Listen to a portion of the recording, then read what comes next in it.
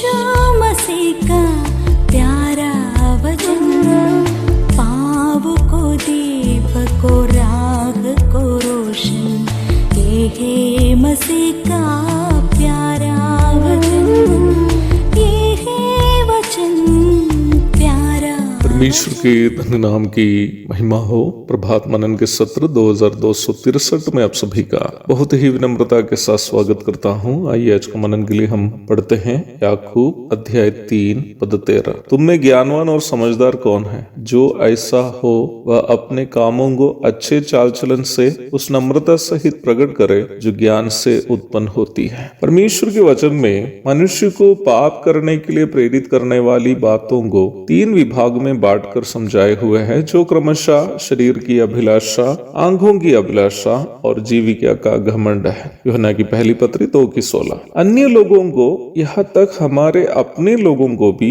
विश्वास में जो भाई बहन हैं उन्हें भी अपने से भी नीच या हीन समझने की मानसिकता का एक कारण जीविका का घमंड है। जीविका का घमंड को अंग्रेजी में बोस्टफुल प्राइड ऑफ लाइफ करके अनुवाद किया। स्वयं को हमेशा दूसरों से ऊपर रखने की मानसिकता है ये। यदि कोई व्यक्ति अपने व्यक्तिगत गुण या स्वभाव का श्रेष्ठता या प्रतिभाओं के कारण औरों के नजरों में श्रेष्ठ दिखता हो तो वो जीविका का घमंड नहीं है, क्योंकि निम्न व्यक्ति को वह स्वयं नहीं बल्कि दूसरे लोग श्रेष्ठ समझ रहे हैं। परंतु यदि कोई स्वयं ये सोचने लगे कि अन्य सभी लोग अपने से हीन या नीच हैं, तो ये जीविका का घमंड से उत्पन्न एक मानसिकता है। निम्न मानसिकता के कारण मनुष्य अपने वस्त्र धारण में हो या रहन सहन में हो या जीवन की अन्य जरूरतों की पूर्ति करने में हो, हमेशा ये ध्यान रखते हैं कि मैं जो पहनता हूँ, नहीं तो मैं जो खरीदता हूँ, नहीं तो जो भी मेरा है वे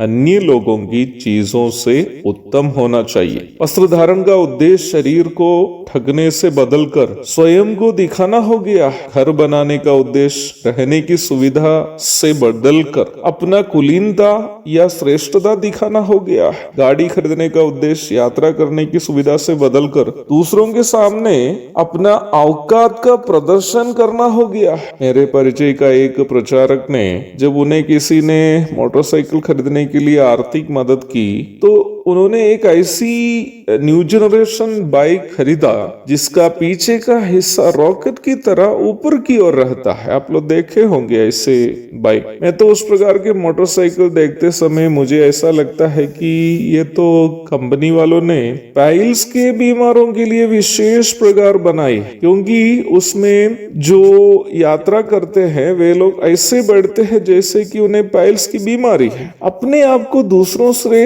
श्रेष्ठ दिखाने की ये मानसिकता इतना ज्यादा सार्वजनिक होने लगी कि इसे आज कलीसियाओं में भी एक गलत व्यवहार के रूप में कोई नहीं समझता। निम्न मानसिकता रखने वालों की बोली और व्यवहार में ये मानसिकता स्वाभाविक रूप में प्रकट होती है। प्रारंभ में पढ़ी गई पद में याकूब कह रहा है कि ऐसा व्यवहार एक ज्ञानवान या समझदार होने का संकेत नहीं है, आत्मिक होने का संकेत नहीं है। उनका कहना है कि ईश्वरीय ज्ञान से उत्पन्न चाल चलन नम्रता सहित प्रकट हो जाता है। नम्रता सहित प्रकट होने वाला वो चाल चलन क्या है जो ईश्वरीय ज्ञान से उत्पन्न है? ईश्वरीय ज्ञान से उत्पन्न नम्रता सहित चाल चलन का सर्वोत्तम उदाहरण हमारे प्रभु यीशु मसीह ही है। प्रभु यीशु मसीह के नम्रता सहित चाल चलन के बारे में फिलिपियों की कलीसिया को लिखते समय प्रेरित पौलुस इस प्रकार लिखता है, जिसने परमेश्वर के स्वरूप में होकर भी परमेश्वर के तुल्य होने को अपने वश में रखने की वस्तु न समझा, वरन अपने आप को ऐसा शून्य कर दिया और दास का स्वरूप धारण किया और मनुष्य की समानता में हो गया और मनुष्य के रूप में प्रकट होकर अपने आप को दीन किया और यहाँ तक आज्ञाकारी रहा कि मृत्यु, हाँ क्रूस की मृत्यु भी सह ली। फिलिपी अध्याय 2 पद 6 से 8 तक।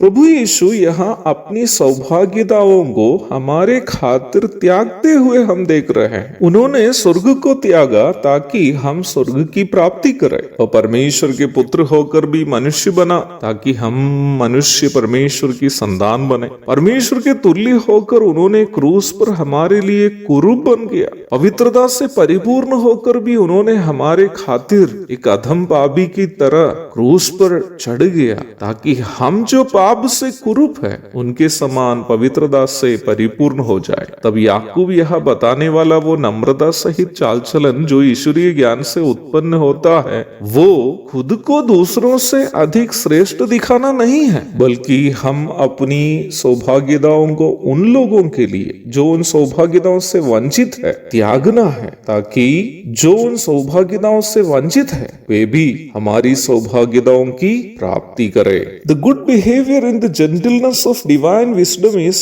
sacrificing our own privileges for the sake of underprivileged people, so that those underprivileged people also may enjoy the same privileges which we enjoy। एक और शुभ दिन की धन्य कामनाओं के साथ आज का मनन मैं यहाँ समाप्त करता हूँ। प्रभु आप सबको आशीष दे। आमीन।